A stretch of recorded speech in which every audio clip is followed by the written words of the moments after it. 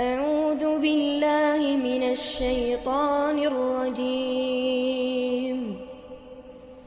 بسم الله الرحمن الرحيم. بسم الله الرحمن الرحيم. السلام عليكم ورحمة الله وبركاته. وعليكم السلام ورحمة الله وبركاته. إن الحمد لله نحمده ونستعينه ونستغفره ونعوذ بالله من شرور أنفسنا ومن سيئات أعمالنا. من يهده الله فلا مضل له ومن يضلل فلا هادي له. وأشهد أن لا إله إلا الله وحده لا شريك له وأشهد أن محمدا عبده ورسوله لا نبي بعده. وبعد، ikhwani wa akhwati fillah, azza-Allahu iyyakum.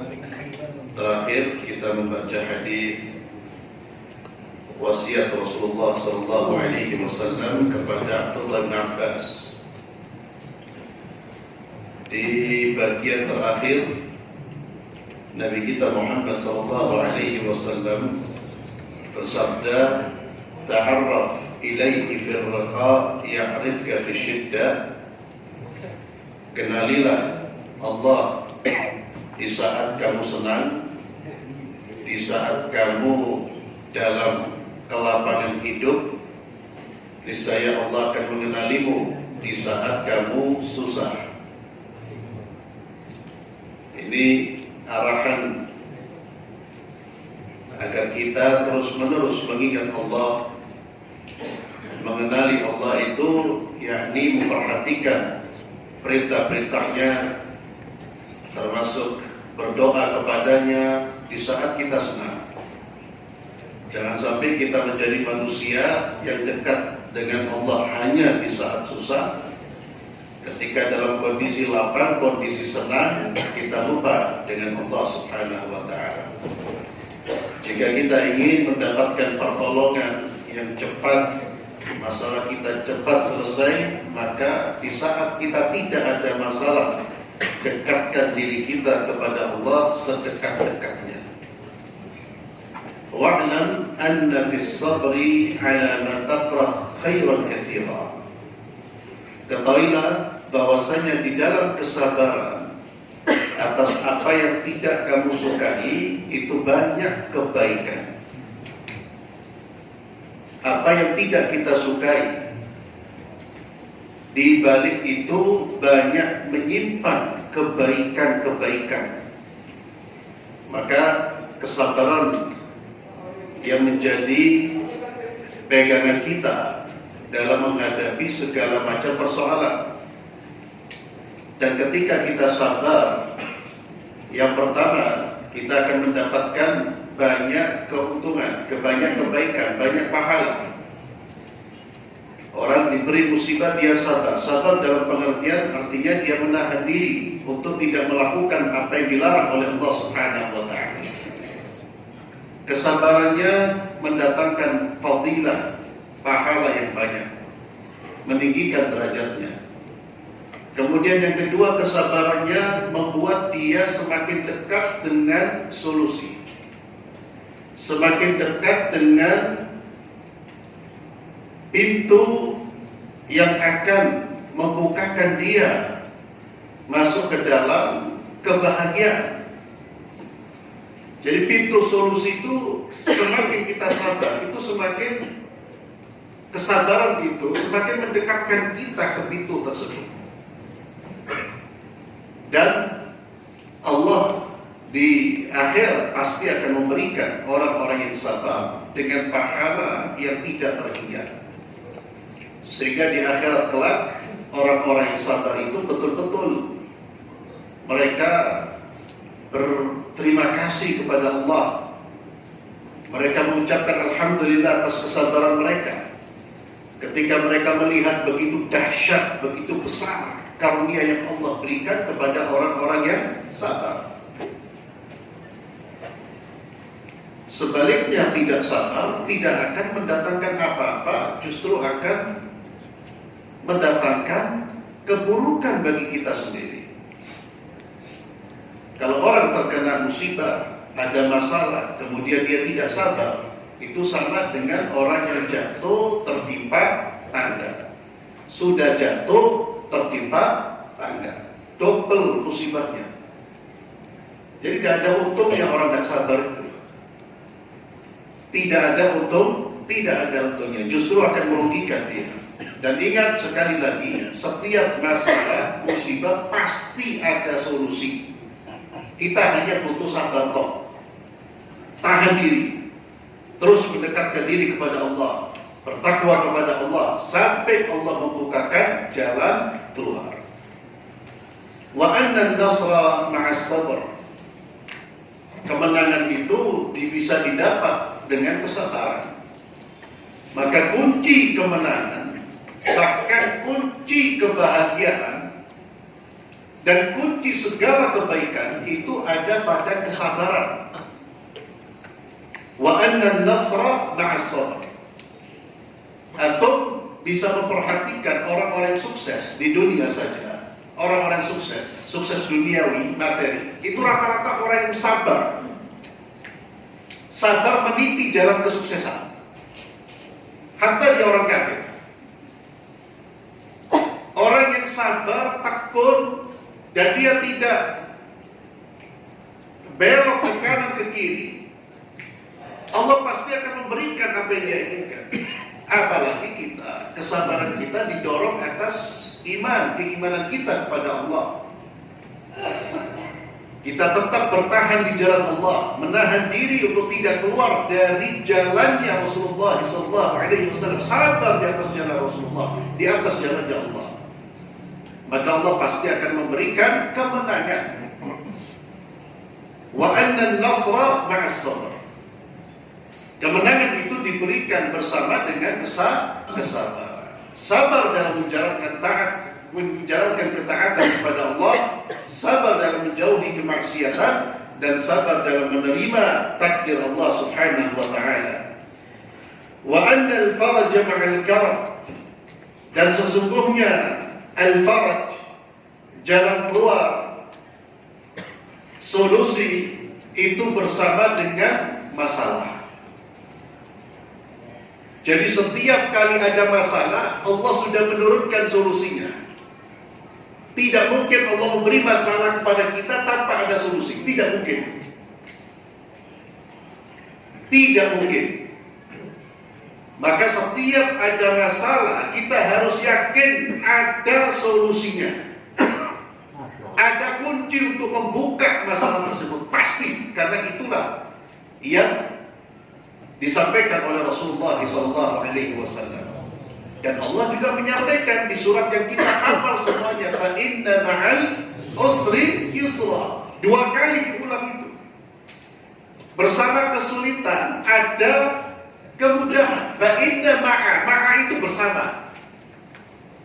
Jadi kalau ada kesulitan, sampainya itu sudah kemudahan. Tinggal kita mengelola emosi kita, mengelola diri kita, mengelola pikiran kita, menahan diri agar bisa terus bertahan di jalan Allah. Tidak keluar dari jalur yang telah digariskan oleh Allah dan Rasulnya Muhammad sallallahu alaihi wasallam. Wa anna ma'al usri yusra. Saya sering membuat analogi bagaimana setiap masalah itu pasti ada jawaban, setiap soal pasti ada jawaban, seperti seorang guru, dosen. Kalau ngasih soal ke murid-muridnya, ke mahasiswanya, dia sudah punya jawaban apa belum? Ada.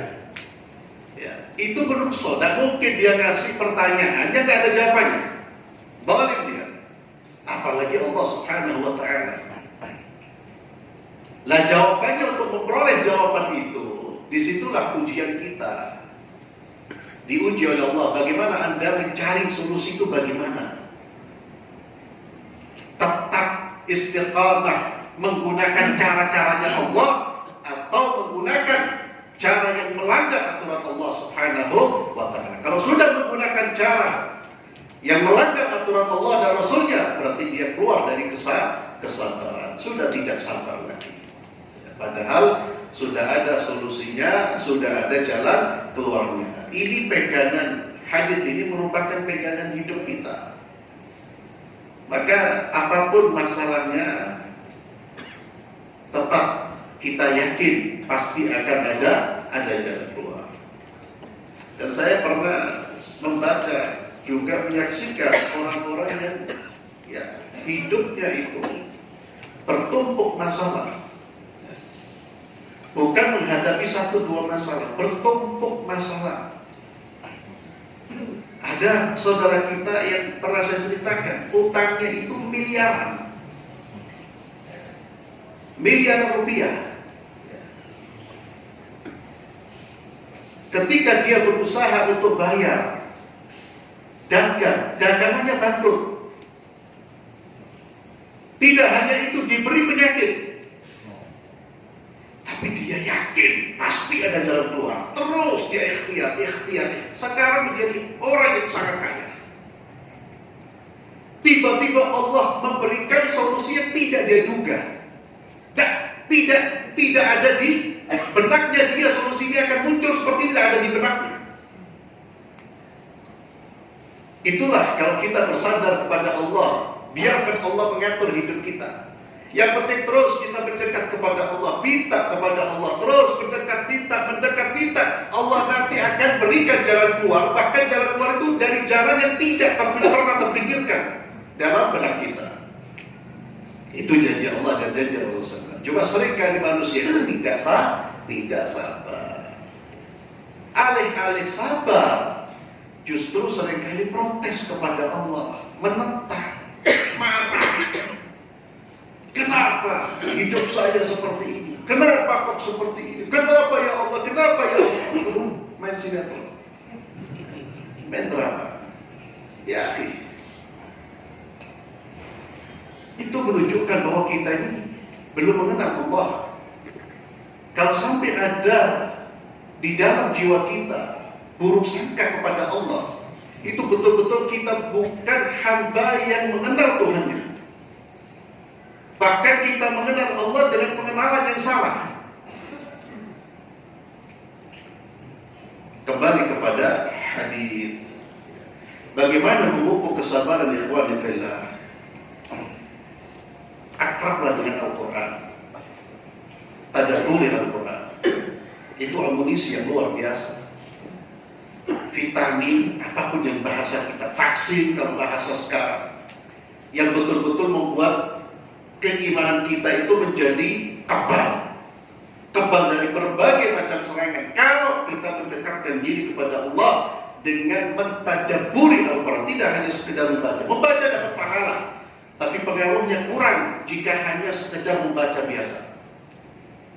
Tadabbur Al-Quran, berdoa minta kepada Allah Subhanahu wa ta'ala diberi istiqamah, sering-sering duduk di majlis ta'lim agar telinga kita terus disiram dengan ayat-ayat Allah, dengan hadis-hadis Rasulullah SAW. Demikian pula pelajari sirah nabawiyah dan juga kehidupan para salafus saleh. Itu sangat-sangat besar pengaruhnya dalam membangun kesabaran di dalam tubuh kita. Pelajari sejarah Nabi, bahkan kalau bisa sejarah para Nabi, karena di situ kita lihat bagaimana Allah memberikan ujian kepada mereka dan bagaimana mereka menghadapi ujian tersebut dan bagaimana endingnya. Demikian pula para salafus saleh. Bahkan ikhwani fillah, kata para tabi'in, kita ini diajarkan oleh ayah-ayah kita, para sahabat Nabi, peperangan-peperangan Rasulullah, termasuk sirah Rasulullah, seperti kita diajari Al-Quran. Jadi sejarah Nabi itu diajarkan kepada anak-anak mereka seperti mereka mengajarkan Al-Quran kepada anak-anak mereka. Karena sejarah Nabi, termasuk peperangan Nabi, jihadnya Nabi itu membangun rujulah, membangun ketahanan dalam tubuh kita untuk menghadapi masalah dan bagaimana cara menyelesaikan masalah. Itu diajarkan. Yang sekarang sudah tidak diajarkan. Kita anak-anak kecil kita bukan sejarah Nabi, Doraemon, Shinchan. Akhirat itu jadi seperti ini. terkadang diarahkan, ya, anak-anaknya diajak. Ini ada manusia-manusia aneh. Anak-anaknya diajak nonton bioskop, Pak. Per minggu nonton bioskop, nonton film. Subhanallah. Ya. Alih-alih diajarkan sejarahnya Nabi, sejarahnya para sahabat lah, diajari siapa? Doraemon. Ya, jadi khoyal terus dia pikirannya. Khoyal pengen mendapatkan segala sesuatu secara instan. Ya. Semuanya bem sama bem, padahal itu di alam khayal. Rapuh jiwanya. Itu salah satu pelajaran penting yang perlu kita tanamkan. Itu sejarah Rasulullah SAW. Kemudian sejarah para sahabat-sahabat Nabi diceritakan terus diulang-ulang, termasuk sejarahnya para Nabi. Kemudian bab yang ke-33 dari kitab Ma'alimus Sunnah ini, Azmu ajri da'wah ilallah. Besarnya pahala berdakwah di jalan Allah Subhanahu wa taala.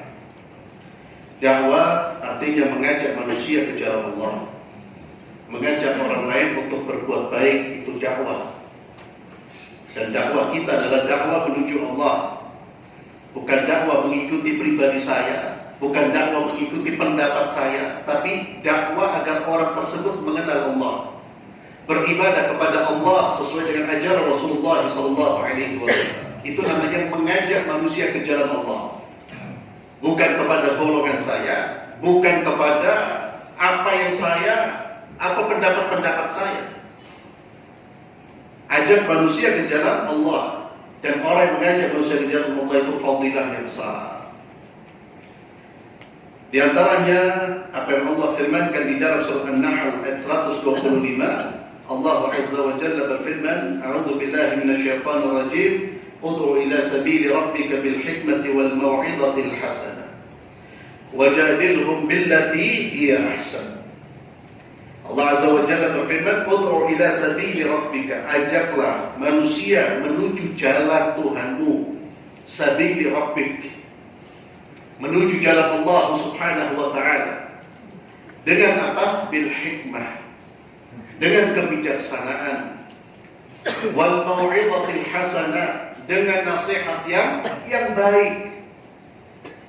Mengajak manusia bukan dengan cara-cara yang kasar, dengan perilaku yang buruk, tapi dengan hikmah. Sampaikan kepada mereka apa yang telah disampaikan oleh Rasulullah SAW dengan cara yang terbaik. Bil hikmati wal mau'izatil hasanah. Bahkan kalau ada orang yang menentang, orang yang mendebat, maka debatlah dengan cara yang terbaik. Wajadilhum billati hiya ahsan. Wajadilhum billati hiya ahsan, dengan cara yang terbaik.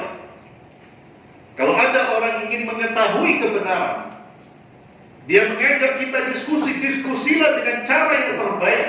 Dengan cara yang terbaik itu apa? Menyampaikan ilmu, bukan caci maki. Menyampaikan dengan kata-kata yang baik. Yang dia sampaikan adalah ilmu. Itu wajadilhum billati hiya ahsan.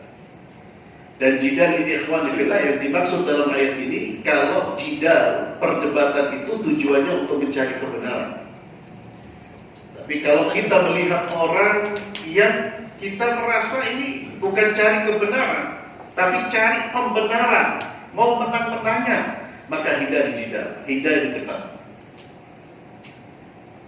Bahkan itu termasuk mirah. Itu debat kusir yang dilarang di dalam Islam. Kalau antum sudah ngomong, berdebat, lalu sudah emosi, sudah kelihatan tidak lagi pakai dalil, tapi sudah menggunakan pendapat-pendapat dan saling paksa, maka segera tutup perdebatan itu, istighfar kepada Allah, pulang. Amalkan apa yang kita yakini. Itu namanya debat kusir, dan itu dilarang di dalam Islam. Kalau perdebatan tidak ada niat untuk cari kebenaran, nanti itu bisa terlihat dalam prosesnya. Kalau sudah suasana sudah saling menyerang, tidak mau tahu dengan argumentasi, yaitu bukan lagi billati hiya ahsan, maka tinggalkan. Dan para ulama banyak sekali memberikan nasihat agar kita ini dalam beragama jangan banyak berdebat. Jangan banyak berdebat. Apa yang sudah kita yakini itu benar, jelas tuntunannya, ada sandarannya Al-Quran wal Hadis dengan pemahaman salafus saleh, dengan pemahaman para ulama-ulama ahli sunnah, jelas, jalankan. Jalankan. Silakan kalau mau berdiskusi ketika ada perbedaan, diskusi bukan berdebat. Mungkin di situ kita bisa mengevaluasi pendapat saya, mungkin antum bisa mengevaluasi pendapat antum. Tujuannya hanya itu, karena semuanya ingin berjalan di jalan Allah dengan selamat. Seluruh umat Islam ingin berjalan di jalan Allah dengan selamat. Ada orang-orang yang belajar, dia tahu, ada yang tidak belajar. Maka yang belum belajar kita tarik untuk belajar, untuk membaca, untuk mengerti. Kemudian dari Sahal bin Sa'ad radhiyallahu anhu, dari Nabi Muhammad sallallahu alaihi wasallam, beliau bersabda, "Wallahi li an yahdiyallahu bika bihudaka rajulan wahidan khairun laka min humrin na'am." Kata Nabi sallallahu alaihi wasallam, demi Allah, jika engkau atau demi Allah, jika Allah memberikan hidayah kepada seseorang karena dakwamu, karena petunjukmu, memberi hidayah kepada satu orang saja, itu lebih baik bagimu daripada unta-unta merah. Unta merah itu kendaraan termahal pada zaman Rasulullah SAW. Itu lebih baik hidayah yang diberikan Allah kepada seseorang karena dakwamu, itu lebih baik bagi anda, bagi kalian, daripada unta-unta merah. Di sini Allah menyediakan fadilah yang besar, yang nilai fadilahnya itu lebih mahal daripada dunia. Lebih mahal daripada dunia. Itu kalau kita memberi hidayah satu orang, bagaimana dengan dua orang? Demikian pula Nabi sallallahu alaihi wasallam bersabda, "Ad-dalu 'ala al-khairi kafa'ili," atau kama qala sallallahu alaihi wasallam. Orang yang memberi petunjuk kebaikan kepada orang lain, dia akan mendapatkan pahala orang yang diajak itu. Antum mengajak orang untuk datang ke majelis ta'lim, maka Allah akan memberikan pahala majelis ta'lim ke antum. Allah memberikan pahala ke dia dan juga ke antum. Dan antum mendapatkan pahala sendiri. Pahala duduknya antum di majelis taklim, pahala orang itu duduk di majelis taklim, double. Dan pahala ini terus Allah berikan selama orang itu duduk di majelis taklim. Selama dia datang di majelis ta'lim karena ajakan kita, selama itu pula Allah terus memberikan pahala sekalipun kita sudah meninggal dunia. Atau meninggal, atau punya jasa di dunia, pernah ngajak orang kepada kebaikan satu orang saja, tidur di kubur itu dapat pahala, transfer pahala. Itu keutamaan kita mengajak manusia ke jalan Allah Subhanahu wa ta'ala. Selama kita mengajak manusia karena Allah Subhanahu wa ta'ala. Dan ini bisa dimanfaatkan oleh semua orang, semua muslim. Karena mengajak manusia tidak harus duduk di depan seperti saya, seperti anda. Kita bicara harus mengajak di depan seperti kita khutbah lah. Atau bisa mengajak manusia melalui medsos sekarang, media sosial. Bisa dengan lisan, bisa di rumah, bisa di kantor. Dakwah di jalan Allah Subhanahu wa ta'ala, fadilahnya besar. Dan dakwah di jalan Allah itu adalah tugasnya atau pekerjaannya atau profesinya para nabi dan para rasul. Tidak ada profesi yang lebih mulia daripada mengajak manusia jalan Allah Subhanahu wa ta'ala. Karena itu profesinya siapa? Para rasul. Mereka diutus tidak lain untuk mengajak manusia ke jalan Allah Subhanahu wa taala.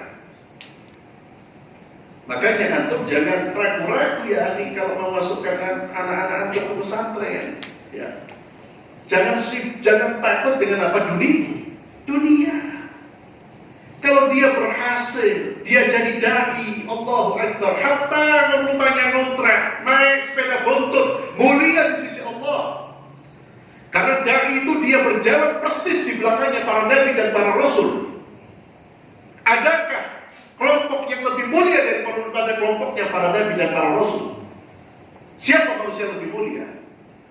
Atau bisa bergabung dengan mereka ketika kita berjalan di jalan mereka dan mengikuti profesi mereka. Kita melanjutkan apa yang mereka pernah lakukan di masa silam.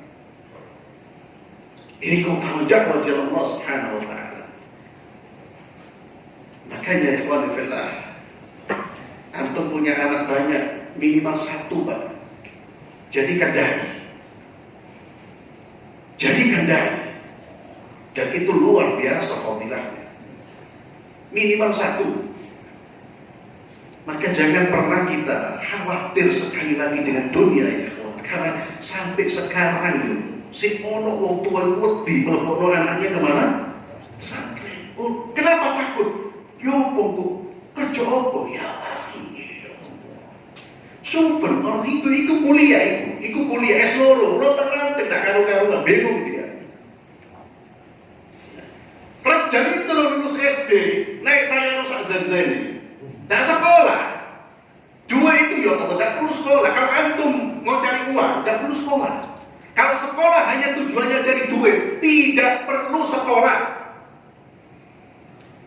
Dan itu terbukti ya akhi. Kalau niatnya hanya cari fulus. Apalagi zaman sekarang. Untuk dapat uang itu bukan ijazah. Untuk dapat uang itu kemampuan diri. Karena kemampuan diri itu bisa di-upgrade, bisa dikembangkan. Ada pelatihan. Itu saya ingin tekankan ikhwan fillah. Saya ngomong seperti ini sekali lagi Allah, karena kita melihat masih ada orang khawatir dengan dunianya. Ya akhi, dunia jangan dikhawatirkan. Dan mungkin Anda berdakwah kemudian melarat, tak mungkin. Allah telantarkan, tak mungkin. Itu diantara fadilah dakwah, dan ini ikhwan fillah bisa kita manfaatkan. Sebaliknya, mengajak orang kepada keburukan, perbuatan maksiat, itu juga bisa menimbulkan dosa jariah.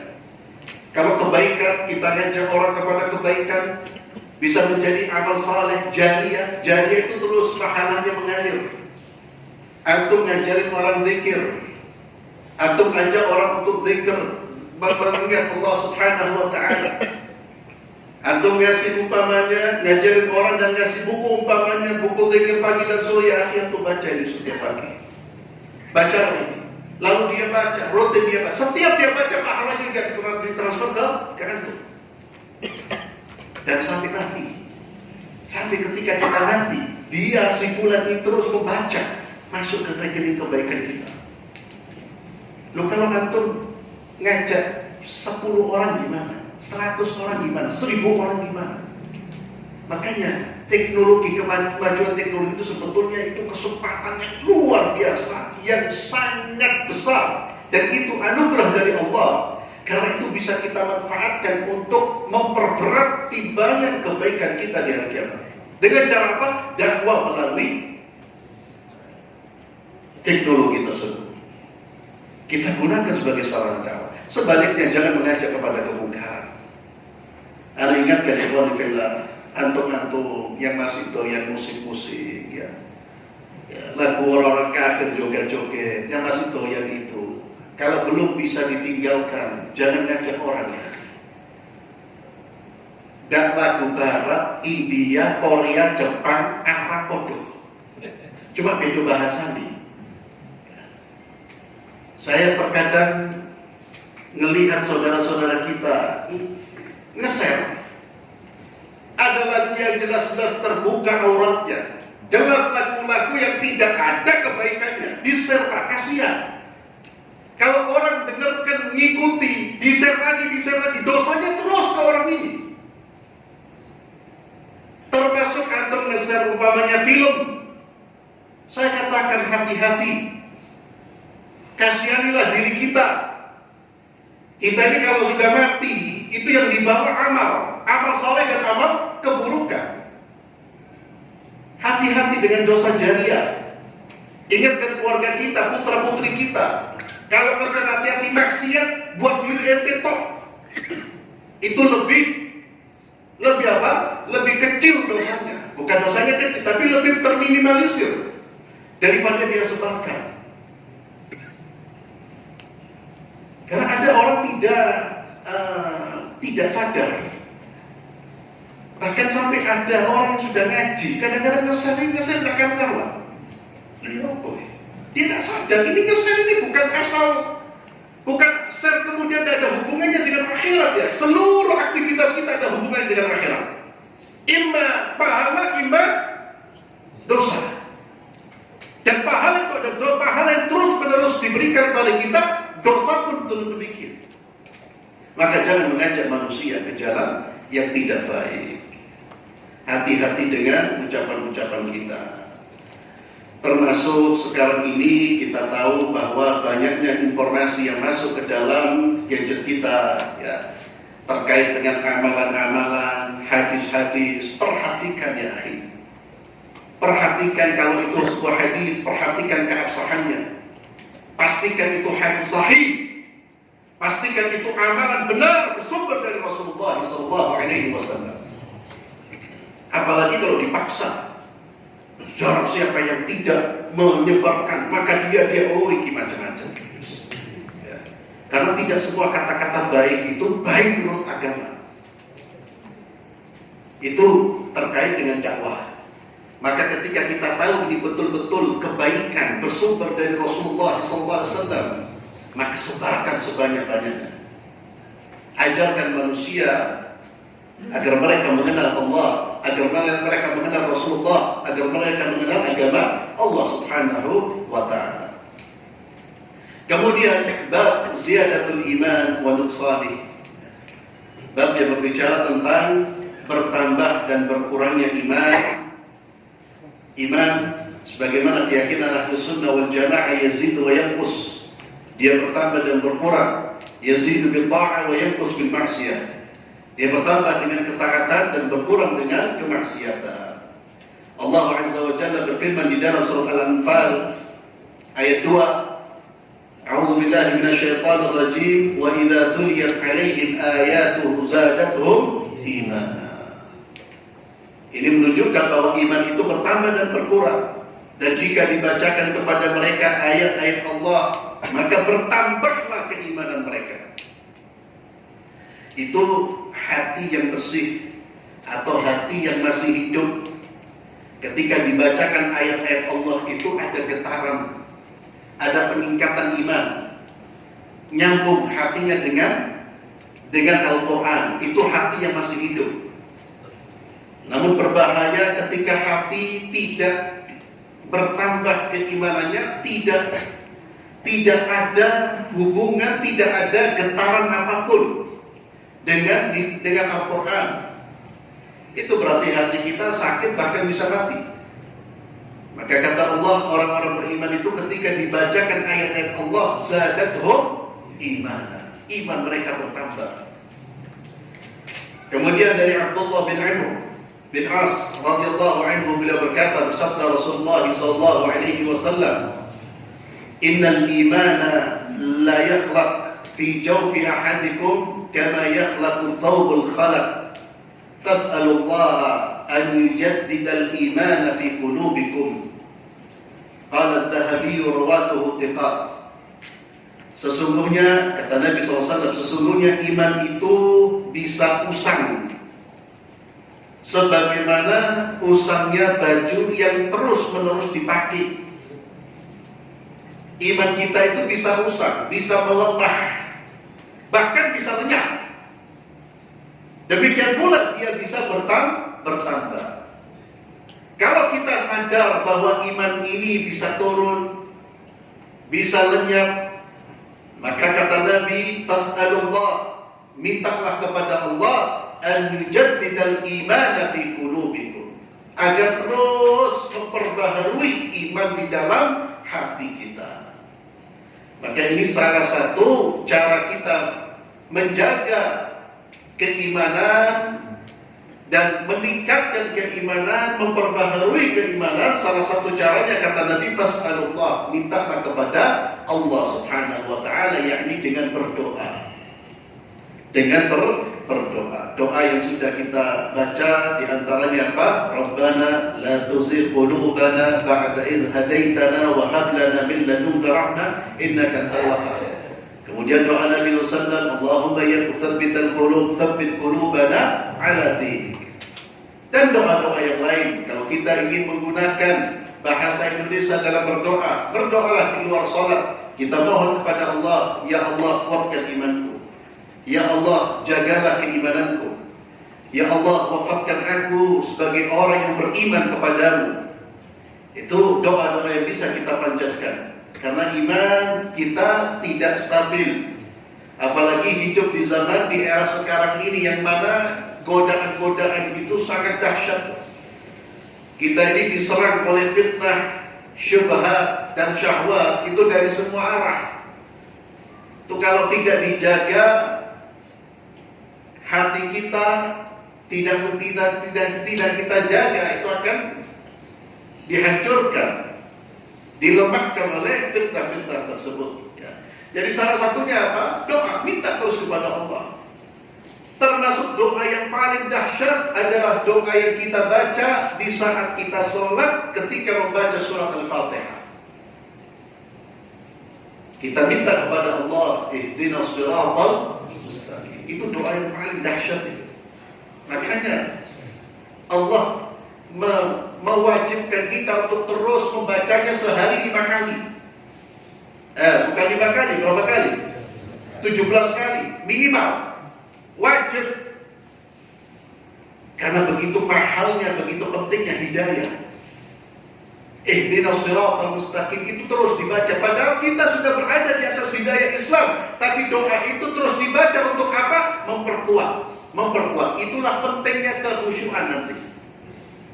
Kalau kita doa itu sambil menyadari bacaan itu, sambil kita renungkan dan kita sadari bahwa kita sedang meminta kepada Allah dan kita betul-betul butuh hidayah, insya Allah selesai sholat Allah kasih hidayah. Tapi kalau antum baca ihdinas siratal mustaqim, pikirannya bukan soal hidayah, soal duit, soal yukulan, dia udah mampu. Nabi SAW mengatakan, Inna Allah la yaqbal, Allah tidak menerima doa dari orang yang hatinya ketika dia berdoa lalai. Tangannya mengangkat, atau ketika dia sholat dia sedang berdoa waktu sujud, tapi hati pikirannya lalai, bukan pada apa yang dia minta. Itu namanya kurang serius. Itu termasuk ikhwan fillah. Maka sholat itu salah satu sarana penguat iman. Tapi pastikan sholat kita itu betul-betul lillahi ta'ala, khusyuk dan sesuai dengan ajaran Nabi Muhammad SAW. Sallu kama ra'aitumuni usalli. Termasuk kekhusyuan. Termasuk ketika baca Al-Fatihah itu renungkan, Pak, sampai ketika ihdinas siratal mustaqim betul-betul. Kita baca sambil betul-betul berharap Allah terus memberikan hidayah dan menjaga hidayah yang ada pada diri kita. Termasuk agar kita iman bisa meningkat, ya majlis seperti ini, ma'asyiral muslimin, majlis ta'lim. Dan ini juga disebut majlis dzikir. Kata para ulama salaf, majlis dzikir itu majlis ilmu. Duduk, sering-sering duduk di majlis dzikir. Duduk di majlis ilmu. Majlis-majlis yang Anda itu dibuat ingat kepada Allah. Hindari majlis-majlis kelalaian. Duduk kumpul di tempat-tempat Anda gak ada ingat kepada Allah, justru diingatkan kepada kemaksiatan, didekatkan kepada kemaksiatan. Hindari, karena itu melemahkan iman kita. Itu pasti melemahkan iman kita. Ini diantara kita meningkatkan iman. Kumpul dengan orang-orang saleh, membaca Al-Quran. Itu termasuk hal-hal yang bisa meningkatkan iman selain berdoa kepada Allah Subhanahu wa taala. Kemudian bab yang ke-35, bab iftirati hadhihi ummah. Bab yang berbicara tentang iftirat, perselisihan, perpecahan yang terjadi di umat ini. Nabi kita Muhammad SAW sudah menyampaikan bahwa umat ini akan terpecah belah. Dan Nabi menyampaikan masalah, Nabi juga menyampaikan solusinya apa.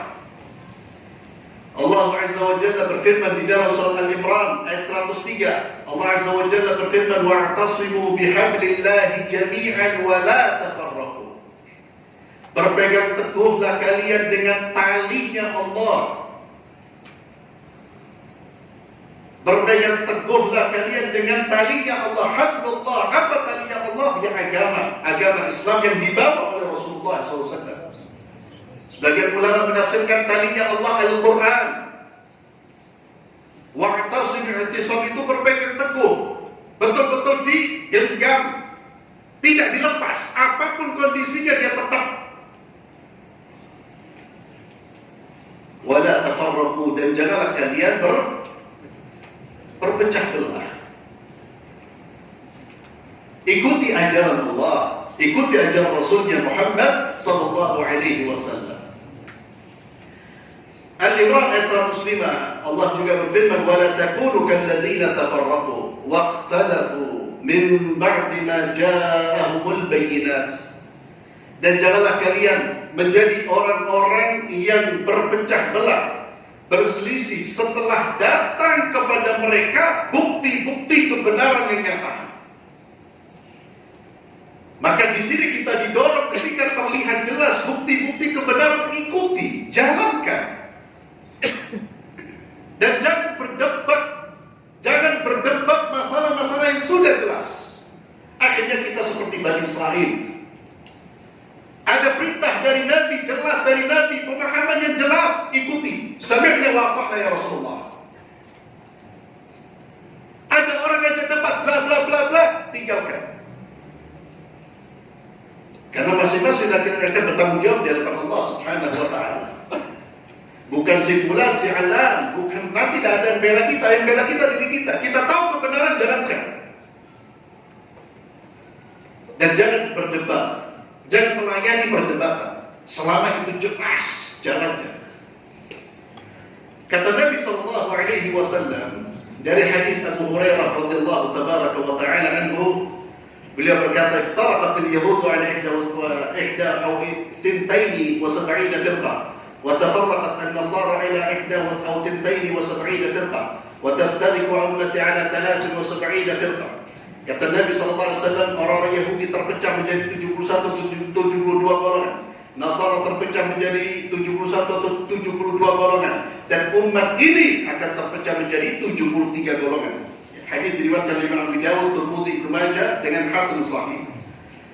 Di dalam hadis yang lain yang disebutkan oleh Imam Ibnu Majah, para sahabat mengatakan, ketika Nabi SAW mengatakan akan terpecah menjadi 73, wahidan fil jannah, hanya satu yang masuk surga. Satu ini bukan satu orang, dan satu ini bukan kelompok tertentu.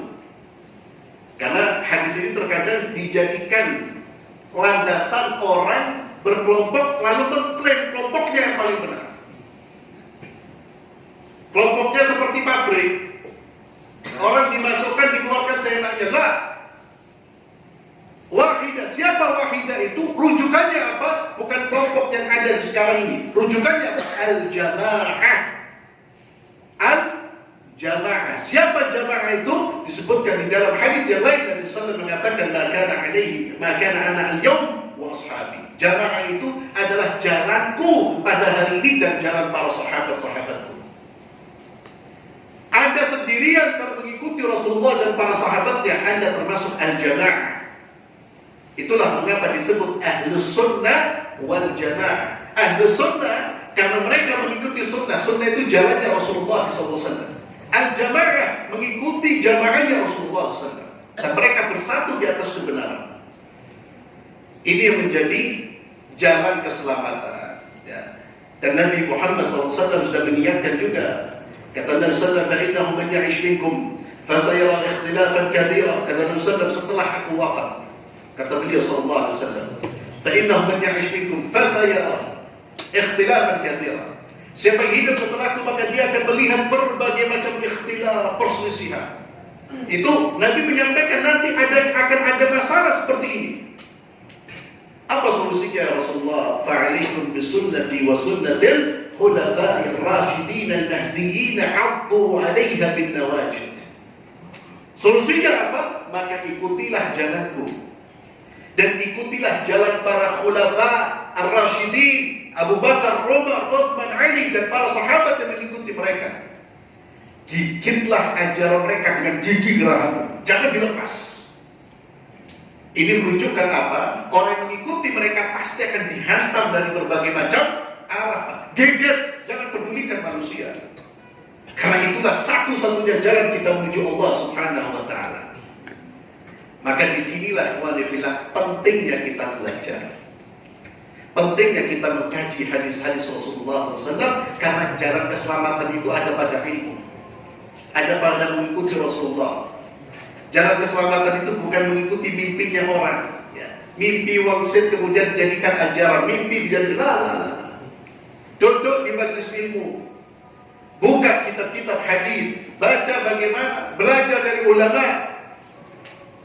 Karena disitulah petunjuk Rasulullah SAW, Al-Quran wal hadis. Karena itulah yang menjadi pegangan yang akan menyelamatkan kita ketika berbagai macam fitnah, pendapat, perselisihan.